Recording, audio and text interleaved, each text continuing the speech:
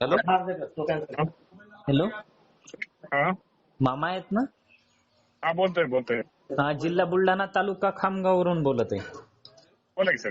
काहीच नाही साहेब, असा विषय आहे की मोठ्या प्रमाणात शेतकऱ्याची फसवणूक झालेली आहे इथं खामगाव तालुक्यात. बियाण्याची जे दुबार पेरण्या झाल्या त्या कंपन्यावर हा. आतापर्यंत कारवाया नाही झाल्या. कुठल्या येतील? सारस आणि उत्तम. बर. आणि सर अजून एक सांगायचं आहे की मोठ्या प्रमाणात मी आता त्याच्या संदर्भात उपोषणालाच बसणार होतो आमचं गाव, पण त्याच्या संदर्भात तुमच्याशी चर्चा करणं आवश्यक होती. पीक विम्यासाठी 87% मागच्या वेळेस पीक विमा काढण्यात आला, पण यावेळेस आता 9 ते 10% पीक विमा काढण्यात आला.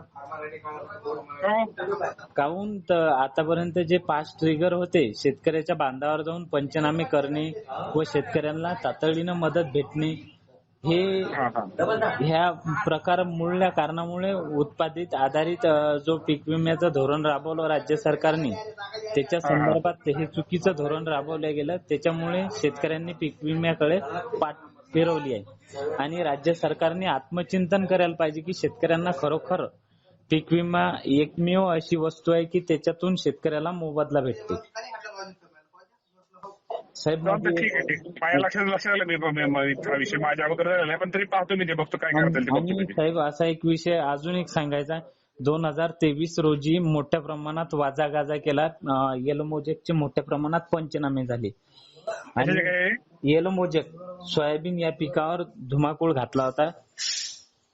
बरं कीटकनाशक. आणि रोग. त्याच्यावर आतापर्यंत राज्य सरकारनं कोणत्याच प्रकारची शेतकऱ्यांना मदत जाहीर नाही केली. पाहतो मी, बघतो. आणि साहेब तातडीने त्याच्यात लक्ष घालून स्वतः जातीनं लक्ष घाला, हे एक नक्की. आपल्याकडून अपेक्षा.